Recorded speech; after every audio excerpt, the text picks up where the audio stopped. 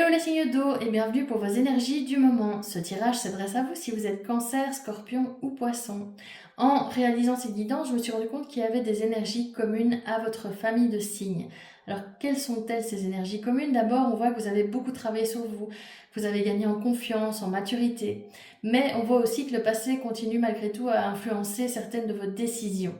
Donc ce que les cartes vous invitent à faire, c'est à tourner définitivement la page du passé pour pouvoir enfin avancer. On va voir ça plus en détail et on va commencer avec les cancers en première ligne, deuxième ligne scorpion, troisième ligne poisson. Première colonne, ça va nous parler de la situation, la deuxième des blocages et la troisième des conseils. Et donc les cancers en situation, vous avez l'impératrice qui est clarifiée par l'impératrice. Alors pour moi, c'est vraiment le côté mystérieux, magique du tarot que je ne maîtrise pas moi-même. Et donc si on rassemble ces deux jeux de cartes, on est à 156 cartes si je ne me trompe pas. Et il y a deux cartes les mêmes qui sont tombées au même endroit. Quand ça se produit, ce qui n'est pas quelque chose de très commun, je trouve, en tout cas dans ma pratique, pas spécialement très courant. Je considère que le message est vraiment important, que c'est une énergie qui va être prépondérante par rapport aux autres cartes du tirage. Donc ici, l'impératrice, elle va nous parler de quelqu'un qui a confiance en soi, de quelqu'un qui est épanoui, de quelqu'un qui connaît aussi sa valeur personnelle. Donc pour moi, en situation, les cancers, en fait, on est sur des énergies similaires à ce que j'ai dit dans l'intro, c'est-à-dire que vous êtes quelqu'un qui avait beaucoup travaillé sur vous ces derniers temps, ces dernières années, ces derniers mois, voyez en fonction de votre situation, mais on sent aussi que vous avez retrouvé une forme de confiance en vous, que vous avez beaucoup mûri et que vous prenez petit à petit conscience de votre valeur et donc que vous êtes dans une énergie beaucoup plus positive, beaucoup plus féconde aussi. On parle parfois de fécondité avec l'impératrice qu'avant. En blocage, vous avez le 5 de bâton qui est clarifié par la mort. Le 5 de bâton, c'est une carte qui va parler de conflits, de tensions, de désaccords. La mort, elle va parler de transformation, de fin de cycle, de renaissance, de renouveau. Donc le 5 de bâton, pour moi ici, comme il est en blocage, ce qu'il nous dit, c'est qu'il y a un conflit intérieur chez vous ou une difficulté à accepter une situation. Il y a une page avec la mort qui doit se tourner, mais quelque chose vous retient encore. Vous savez en fait au fond de vous que vous devez clore un chapitre pour pouvoir en ouvrir un nouveau, mais il y a ce cap, vous n'arrivez pas à le franchir. En fait, il y a quelque chose qui vous retient encore, quelque chose du passé, et on sent que vous êtes en grande réflexion par rapport à tout ça. Ensuite, en conseil, vous avez le 9 de coupe clarifié par le 3 de pentacle. Le 9 de coupe, c'est la carte de la satisfaction sentimentale, de l'idéal aussi sentimental, du bonheur. Le 3 de pentacle, lui, il parle de collaboration, d'entraide, de construction. Donc le conseil pour moi avec ces deux cartes, c'est avec ce 9 de coupe d'aller vers ce qui vous nourrit, de ce qui nourrit votre cœur, vos émotions, vos sentiments, mais tout en étant aussi attentif à ne pas idéaliser une personne ou une relation, parce que le 9 de coupe peut aussi parler parfois d'idéalisation. Et puis, avec ce 3 de pentacle, ce qu'on vous dit aussi, c'est d'apprendre à ne pas porter seul ou seule une relation, mais de la construire avec l'autre. Parce que si vous devez porter un lien tout seul, c'est qu'il y a quelque chose qui n'est pas sain, quelque chose qui ne convient pas, et vous devez être attentif à ça. C'est ce que les cartes ici, elles nous disent en conseil. Donc si on devait réserver pour vous le tirage des cancers, ce qu'on voit, c'est que donc vous avez beaucoup travaillé sur vous, mais il y a cette ancienne histoire d'amour ou ces blessures du passé qui continuent à vous retenir. Vous savez que le moment est venu pour vous de tourner la page pour pouvoir justement aller vers une relation plus alignée avec qui vous êtes maintenant, etc. Mais il y a tout ça qui vous retient, et donc vous êtes un peu dans une forme de conflit intérieur, de conflit avec vous-même ou de discussion avec vous-même, si vous voulez, par rapport à tout ça, pour essayer de trouver une issue et d'arriver surtout à tourner cette page au niveau sentimental. Pour les scorpions, en situation, on a la force qui est clarifiée par le cavalier de coupe. Alors la force, elle parle de quelqu'un qui maîtrise ses émotions, quelqu'un qui est courageux, quelqu'un qui a confiance aussi. Le cavalier de coupe, c'est l'archétype de la personne romantique, qui a des sentiments profonds, qui est aussi qui a le cœur ouvert, donc qui peut facilement exprimer ce qu'elle ressent, ses émotions, etc. Donc si on combine ces deux cartes pour vous en situation, on voit que vous avez envie d'ouvrir votre cœur, qu'il y a des émotions qui sont présentes, ça on le sent avec ce cavalier de coupe, mais vous arrivez aussi avec cette force à ne plus vous laisser déborder par vos émotions. Vous arrivez à les canaliser, à les maîtriser, alors qu'avant c'était peut-être pas le cas. Et ça peut aussi vouloir dire, parce que c'est deux cartes qui sont quand même un peu opposées, que vous hésitez entre suivre vos sentiments et exprimer vos sentiments ou continuer à les retenir, à les maîtriser, à vous protéger. Et donc, on voit que vous apprenez petit à petit aussi quand même à essayer, en tout cas, de vous ouvrir un peu plus, d'exprimer vos émotions sans en avoir peur de ces émotions. Au niveau des blocages, on a le magicien qui est clarifié par le roi de bâton. Donc le magicien, il nous parle de compétences, de potentiel, de ressources. Le roi de bâton, pardon, il nous parle de confiance en soi, d'assurance, de quelqu'un qui a du leadership aussi. Donc comme ces deux cartes elles sont en blocage, pour moi, je pense ici que le magicien, ce qu'il nous dit, c'est que vous avez les compétences, les outils nécessaires en main pour atteindre votre objectif sentimental, mais que vous en doutez. Vous doutez justement d'avoir ces capacités, ou vous doutez peut-être aussi de votre valeur avec ce magicien.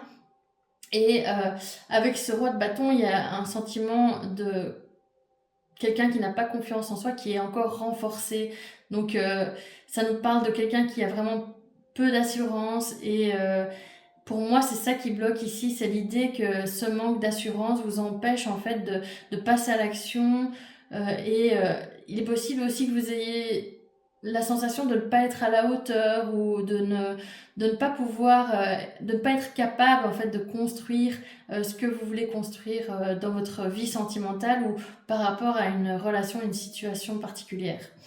Enfin, en conseil, on a le 6 de Pentacle clarifié par le chariot. Donc le 6 de Pentacle, il va parler d'équilibre, de réciprocité, donc de donner, de recevoir, de partage.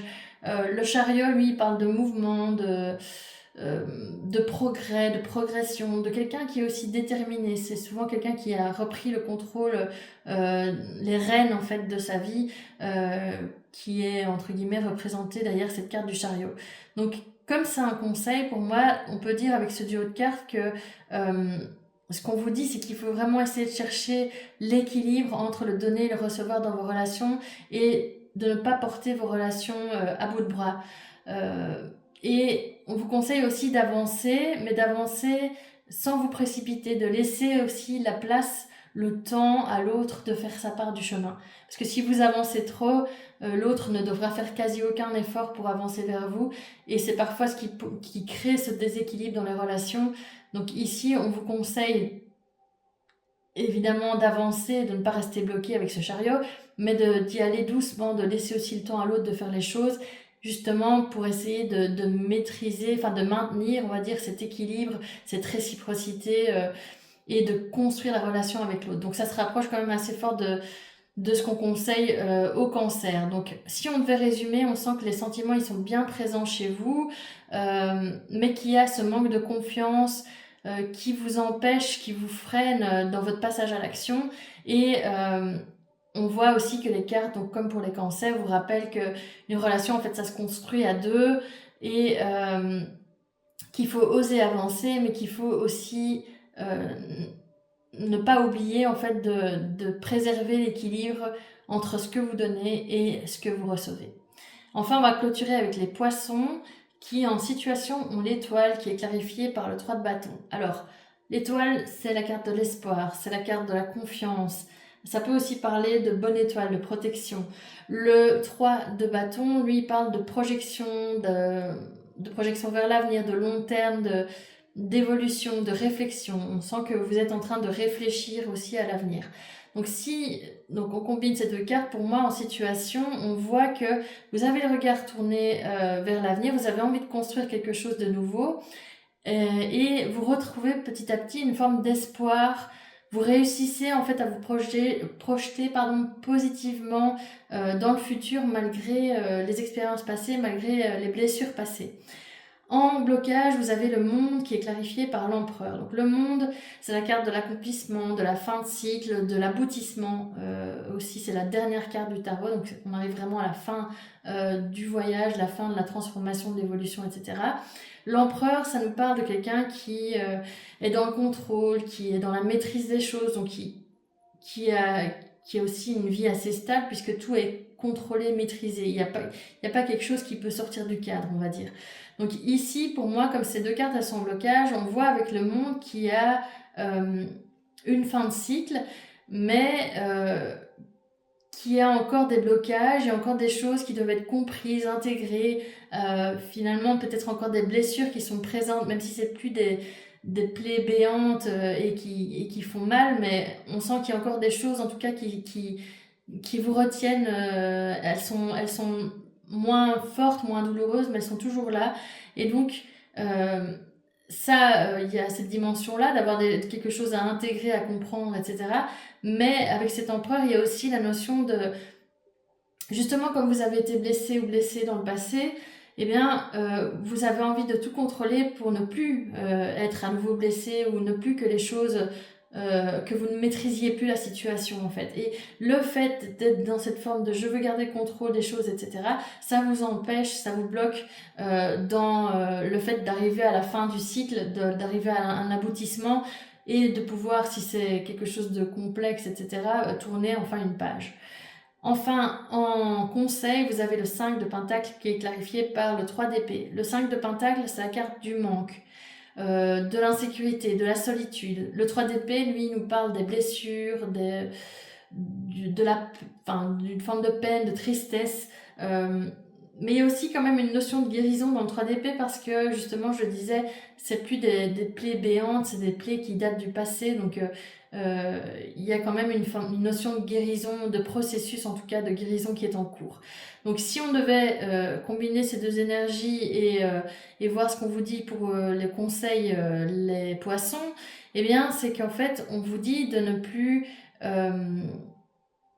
ne pas croire que le passé se répète systématiquement, de garder une forme de confiance en l'avenir et de sortir aussi de ce manque, de ce sentiment de rejet ou d'abandon et de vous dire que, comme je vous le disais, les choses ne se répètent pas forcément tout le temps. Bon, parfois, on est dans des cycles et on a l'impression de tourner dans une roue et de ne pas réussir à en sortir. Mais ici, c'est ça l'idée, c'est de vous dire, voilà, même si vous avez connu des blessures par le passé, vous avez travaillé sur vous, une personne n'est pas l'autre non plus, donc il n'y a pas forcément la même chose qui va se reproduire. Donc lâchez un peu ce contrôle, lâchez un peu de lest et ouvrez-vous justement au potentiel qui se présente parce que c'est en quelque sorte vous-même qui vous bloquez dans cette situation.